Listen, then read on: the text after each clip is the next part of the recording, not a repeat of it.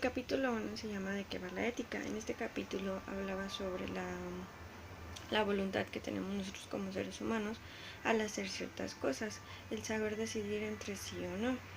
Y hablaba también sobre las cosas que nos convienen y las que no nos convienen. Las que nos convienen las solemos tomar como buenas, sin embargo las que no nos convienen las solemos tomar como cosas malas. Hablaba también sobre que no somos libres de decidir lo que nos pasa, sin embargo sí somos libres de, de tomar una actitud hacia las cosas que nos suceden. El capítulo 2 se llama Órdenes, costumbres y caprichos. Hablaba sobre que las órdenes nos lo suelen inculcar o las aprendemos como algo que es por nuestro bien.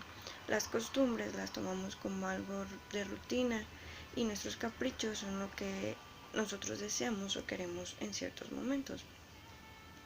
Decía también que, por ejemplo, en las órdenes lo más prudente era pensar y detenernos para saber hasta qué punto es aconsejable obedecer o no. El capítulo 2 se llama el capítulo 3 se llama Haz lo que quieras. En este capítulo hablaba sobre que nadie podía ser libre por nosotros ni decidir por nosotros. Decía también que la libertad era mucho de un sí o no, un sí al realizar ciertas cosas y un no al rechazarlas. Sin embargo, se nos ha inculcado que, por ejemplo, en un niño lo enseñan a depender de las demás personas y es por eso que en la edad adulta solo sabemos cómo imitar a las demás personas. Es eso lo que se nos dificulta al momento de ser libres. Hablaba también sobre que el único criterio que tenemos que tomar en cuenta en la ética es buscar el bienestar de la otra persona. Decía también que decidía ser una persona esclava o ser libre. Al ser una persona esclava estabas huyendo de toda complicación o dificultad y solo estabas buscando la recompensa de los actos que fueras a tener. El capítulo 4 se llamaba Date la buena vida. En este decía que todo lo que decidimos realizar va a depender de nosotros mismos, debido a que van a ser de lo que nosotros queremos. Hablaba también sobre que debemos de ser capaces de establecer prioridades y de poner límites en las jerarquías, porque no podemos dejarnos ir por un momento impulsivo solamente por lo que queremos en cierto momento y dejar de lado lo que queremos a la larga. También empieza a platicar un poco sobre el cómo tratar a la otra persona, nuestro semejante, como un ser humano, y decía que el simplemente hecho de escucharlo y ponerle atención ya le estábamos tratando como un ser humano, pero para prestarle atención a la otra persona primero la teníamos que tener con nosotros mismos. El capítulo 5 se llama Despierta, baby. En este hace mucha referencia al cómo vivimos nuestro día a día, si cómo vemos a nuestros semejantes y como humanos o como alguna cosa u objeto.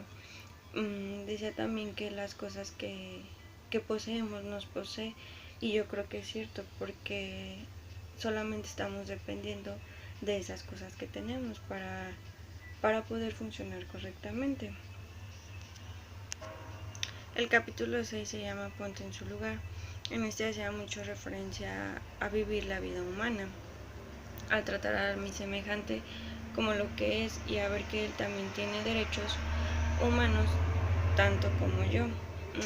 Decía también que para tener una buena convivencia debíamos de ser justos entre una persona y otra, y que una de las ventajas que recibíamos de nuestro semejante era la complicidad y el afecto, cosas que no cualquier, o más bien no otra cosa o objeto nos pueden dar más que un ser humano. Decía también que teníamos que ser comprensibles con lo que siente, con lo que piensa, porque es de la única manera en la que lo podíamos ver desde adentro, ver como un ser humano como yo. En el capítulo 7, que se llama Aparece Pepito Grillo, hablaba sobre la culpa y el remordimiento que nosotros como personas solemos aplicar con nosotros. Y esto es que es voluntariamente, porque cuando hacemos cosas malas y nos damos cuenta de eso, ya nos estamos castigando por lo que pueda pasar o no pueda pasar. Y decía eso, que eso ya lo traemos automáticamente y lo hacíamos sin pensarlo, el empezarnos a cuestionar, y eso nos creaba un remordimiento. En el capítulo 8 se llama A tanto gusto. En este capítulo toma mucho el concepto del placer y nos empieza a platicar que el placer en nuestra sociedad se ha visto involucrado por muchos tabúes. Uno de ellos, por ejemplo, es que cuando nos dejamos ir por el placer o por nuestros impulsos, perdemos el control, y eso hace que las cosas no salgan como esperábamos o como ya las teníamos planeado, y eso en nuestra sociedad asusta demasiado. Entonces el placer se relaciona mucho con el control y el tener la habilidad para no dejarte llevar tanto por él. Sin embargo, nos perdemos de la cosa que nos regala el placer, que es la alegría, que es lo único que necesitamos para tener una convivencia armoniosa tanto con las demás personas como con nosotros mismos. Es por eso que decía que la alegría conlleva el poder decir un sí espontáneo, el poder dejarte llevar, el poder dejar de disfrutar, el dejar de pensar tanto en lo que pueda o no pasar, porque también decía que a la vez en el momento en el que estamos pensando, la vida es lo único en lo que se nos va, en el pensar, en la planeación y no pasar como a la acción. También en este capítulo hablaba sobre las elecciones, que al elegir algo nos pusiéramos a pensar en algo que nos dé más opciones y que no nos ponga detrás de la pared. El saber elegir algo que nos dé nuevas oportunidades o que nos abra otras puertas y que no nos las cierre. El capítulo 9 se llama Elecciones Generales. En este ya engloba todo lo anterior visto y decía que la ética es el arte de elegir lo que nos conviene y vivir lo mejor posible. Esto, claro, bajo la responsabilidad de cada uno sobre el haber escogido alguna u otra cosa, y, y hacía referencia también a lo de la justicia y a la dignidad. La justicia él lo manejaba como intereses del otro, bueno, interesarnos por el otro como si fuéramos nosotros. O sea, que si él tenía alguna necesidad, nos interesáramos por ella como si fuera también nosotros.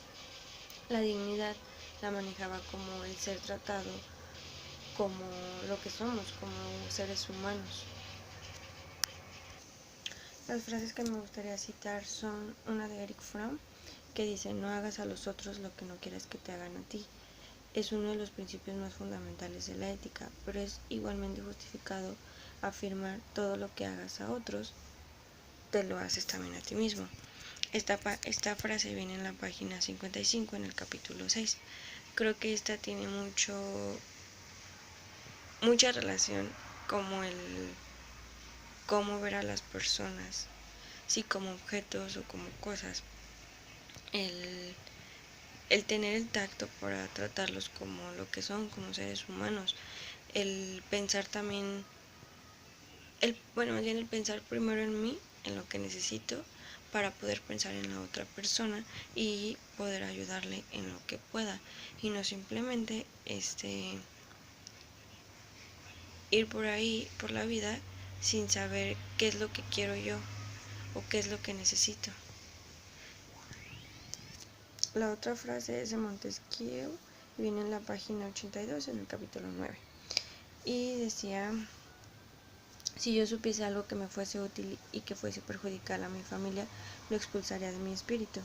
Si yo supiese algo útil para mi familia y que no fuese para mi patria, intentaría olvidarlo.